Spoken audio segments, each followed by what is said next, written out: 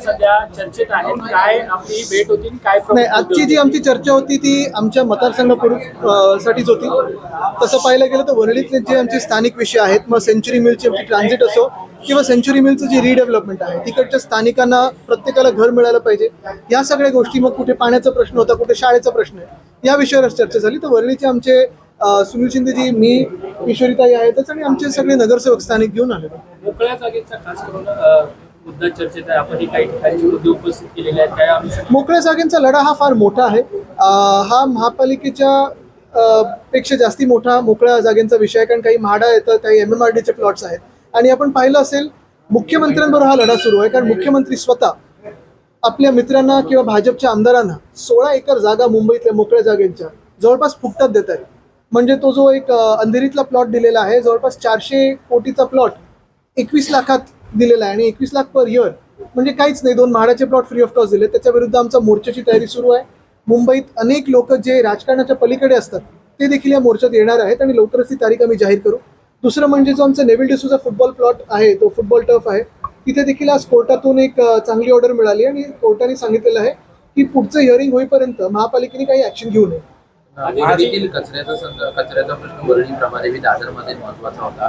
कंत्राटदार बदलल्याने कंत्राटदार हा दिल्लीवरनं आला असं मला कळतं, एका मोठ्या मंत्र्याचा माणूस आहे असं आम्हाला कळतं. पण ह्याच्याही पुढे जाऊन महत्वाची गोष्ट म्हणजे आम्ही, आपल्याला आठवत असेल, 2-3 दिवसापूर्वी मोठा एक मोर्चा काढला होता वॉर्ड पुरतं, आणि आता जर तिथे काही थांबलं नाही तर आम्हाला मुंबईतून मोर्चा हा महापालिकेवर आणायला लागेल. त्याची तुम्ही एकीकडे मुंबई महानगरपालिकेत येतात, विविध विषयासंदर्भात बैठक आहेत, दुसरीकडे तुमच्या निकटवर्ती एकीकडे असणार आहे. सचिन आयर देखील ऍक्टिव्ह झालेले आहेत मुंबईच्या प्रश्नांसंदर्भात, आणि नगरसेवकांच्या बैठका देखील घेतात. चांगलं आदित्यची आणखी एक मत असं, सुधार समितीमध्ये आता पुन्हा एकदा म्हणजे मुंबई अध्यक्ष भाजपचे पत्र देतात आणि मग तो प्रस्ताव येतो आणि मग त्या भूखंडावरचं आरक्षण बदललं जातं. पुन्हा पुढच्या सुधारणा पण तेच आहे. मुद्दा हाच आहे की भाजपने सर्व मुंबईतल्या जागा ढापायला हाती घेतलेल्या आहेत. आपण पाहिलं असेल, 16 एकर असतील किंवा आमचं फुटबॉलचं टर्फ असेल किंवा कुठे कुठे अजून काय काय, प्रभादेवीमध्ये देखील मध्यंतरीच्या काळात आम्ही पाहिलं असेल, महेश सावंतजी असतील, निशीजी असतील, या दोघांनी तिथे लढा दिला. अनेक मोकळी मैदानं आता बिल्डरांच्या घशात घालायची, कॉन्ट्रॅक्टरांच्या घशात घालायची, हा डाव जो बीजेपीने साधलेला आहे त्याला आम्ही हाणून पाडणार म्हणजे पाडणारच. मोठं आंदोलन कितीही मोठं असलं तरी ते आम्ही करू. मुंबई गोवा महामार्गाविषयी तुम्ही आज ट्विट केलं. कंत्राटदारांनी काल राज ठाकरे यांनी देखील पाहणी केली, त्यामध्ये राजकीय हस्तक्षेप आहे. त्यानंतर आज तुम्ही मी मुंबई गोवा महामार्गासाठी किंवा इतर महामार्गांसाठी साधी सूचना दिलेली आहे की खड्डे बुजवायला इथेनॉलचा वापर करा, लवकर बुजतील. कमीत कमी खिशातले खड्डे तरी त्यांच्या कमी होतील. आणि ती जी राष्ट्रवादी शरद पवार गटाच्या खासदारांनी आज दिल्लीमध्ये पंतप्रधान नरेंद्र मोदी यांची भेट घेतलेली आहे. कसं या सगळ्या नाही, आम्ही छोटी लोकच आम्ही आयुक्तांना भेटायला येतो.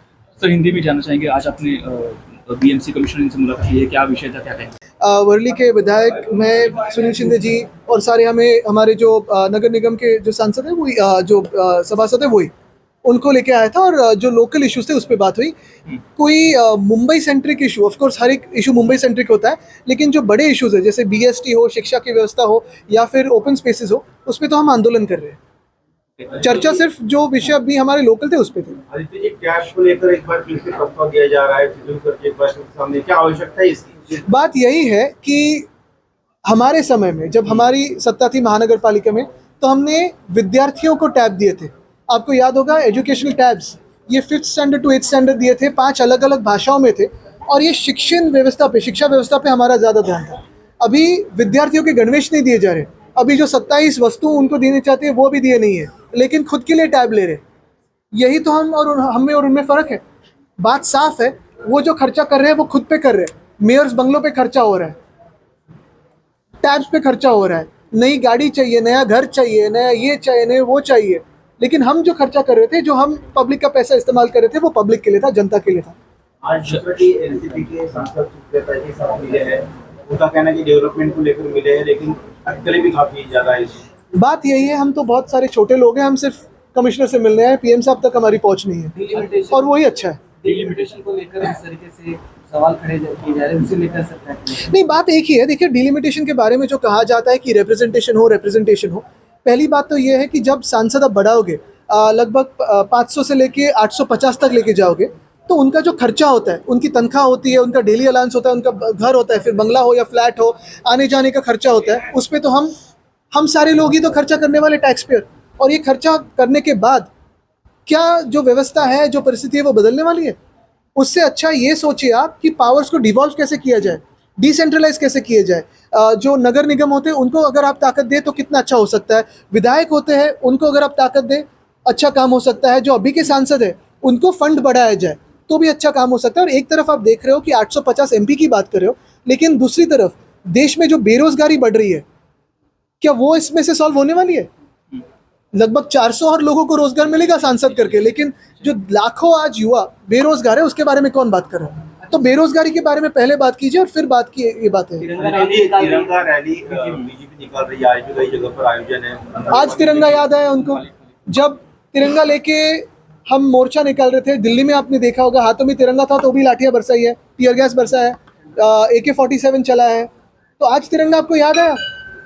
दूसरा कि तिरंगा रैली में वो सवाल उठा रहे हैं कि जो लोग वंदे मातरम ये गाएंगे वंदे मातरम, बंद कर दो, वंदे मातरम का जब बिल आ रहा था तो प्रधानमंत्री महोदय और होम मिनिस्टर कहाँ थे? क्या ये अपमान नहीं है वंदे मातरम का? वंदे मातरम का तो अपमान है कि प्रधानमंत्री और होम मिनिस्टर स्वयं नहीं थे वहाँ। कह रहे अमित शाह जो है आज लाठीचार्ज जो विषय हुआ था पेपर लीक में, उस पर बात करेंगे, क्या लगता है अभी के की इमरजेंसी नेहरू जी या उसके पहले की कि मुगलों के समय की या फिर और भी पुरानी? देखिए बात यही है कि मुझे लगता है कि बहुत सारे लोग और भी सवाल पूछ रहे हैं, PM केयर्स ये भी तो सवाल पूछ रहे हैं, तो बात सभी पे होनी चाहिए। भाजपच्या वतीने 17 तारखेपर्यंत विविध ठिकाणी तिरंगा रॅली आयोजित केली जाणार आहे। आज मुंबईमध्ये वरळीमध्ये स्वतः मुख्यमंत्री आणि मुंबई भाजपचे अध्यक्ष देखील उपस्थित आहेत। वरळीमध्ये आता गेले 5-6 वर्ष मुख्यमंत्र्यांना सतत यावं लागतं, चांगल्या आनंदाची गोष्ट आहे। कोस्टल रोड आम्ही कसा बनवलाय तो देखील बघून घ्या, BDD आम्ही प्रोजेक्ट कसा केला तो देखील आम्ही बघून घ्या। पण महत्त्वाची गोष्ट हीच आहे की आज ना तिरंगा आठवला, जेव्हा तिरंगा रॅली देशभरात होत होती, जेव्हा तरुण मुलं मुली रस्त्यावर येत होते, तेव्हा तुम्ही सगळी जे काही बळ होतं ते वापरलं त्यांच्यावर, तुम्ही लाठीचार्ज केलं त्याच्यावर, म्हणजे त्या लाठ्यांमध्ये खिळे होते, टीयर गॅस तुम्ही त्यांच्यावर मारलेला आहे, तुम्ही AK-47 चालवली, तेव्हा तिरंगा आठवला नाही तुम्हाला? एकीकडे पालिकेतल्या ठेवी मोडल्या जातात आणि एक मिनिट, एक कसं एकीकडे पालिकेतल्या ठेवी मोडल्या जातात आणि दुसरीकडे मुंबईकरांना मूलभूत सुविधा पालिकेत मिळत नाहीत असं देखील चर्चा आहे। बघा, एक आहे महत्त्वाची गोष्ट म्हणजे साधारणपणे 1997 पासून 2022 पर्यंत ठेवी आम्ही ह्याचसाठी बनवल्या होत्या की आपण वेगळ्या वेगळ्या प्रोजेक्टवर ह्यांचा वापर करू शकू। एक अर्थात आहे गोरेगाव मुलुंड लिंक रोड, आमचा प्रोजेक्ट आहे, प्रधानमंत्री नंतर येऊन बोलून गेले की आम्ही गिफ्ट देतो, त्यांनी गिफ्ट दिली नाही, मुंबईचा पैसा होता तो आम्ही वाचून ठेवला होता। दुसरी गोष्ट कोस्टल रोड, STP, ह्या सगळ्या गोष्टी ह्यांच्यासाठी आम्ही ठेवी केल्या होत्या। आणि अर्थात महानगरपालिकेचा जो स्टाफ आहे, पगार असेल, पेन्शन असेल, याच्यासाठी केलं होतं, BST साठी केलं होतं। आता आपण पाहतो ठेवी तर मोडल्या जात आहेत, कॉन्ट्रॅक्टरच्या खिशात जात आहेत, पण रस्ते तसेचे तसेच। मध्यंतरी तो मृणालताई गोरे फ्लायओव्हर तुम्ही पाहिला असेल, 4 तासात कसा तो उकडून आला पुढे। असेच सगळे हे जी परिस्थिती आहे, ही परिस्थिती गेले 4 वर्ष आम्ही पाहतोय। आणि मुख्य गोष्ट हीच आहे की सगळीकडे भ्रष्टाचार दिसायला लागलेला आहे। आधी गाडी, बंगला, टॅप अनेक मुद्दे जे आहेत ते महापालिकेत सातत्याने चर्चेत पाहायला मिळतात, आता नव्याने टॅप चालू होतं।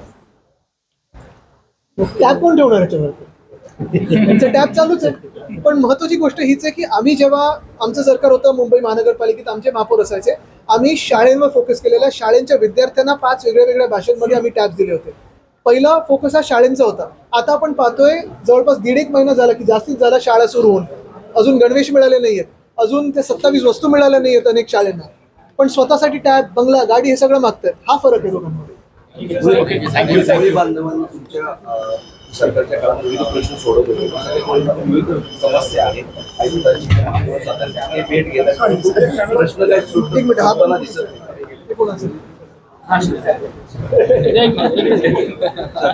कोळी बांधवाचे प्रश्न आहेत बरेच। कोळी बांधवांचं आपण पाहिलं असेल, आम्ही सीमांकन आमच्या काळात त्याला जास्ती अधिकचा वेग दिला होता। त्यानंतर अजूनही अनेक ठिकाणी जिथे जिथे कोळीवाड्यांमध्ये SRA घोषित करण्याचा प्रयत्न होतो, तिथे आम्ही कोळी बांधवांसोबतच राहतो। तिसरी गोष्ट म्हणजे धारावीमध्ये अदानीचे लोक अजूनही कोळीवाड्यात घुसून ती जागा कमी करण्याचा प्रयत्न करतात, तिथे आम्ही लढत देतो। आणि जिथे जिथे भाजप ह्या जागा ढापू इच्छिते आम्ही तिथे लढत राहतो।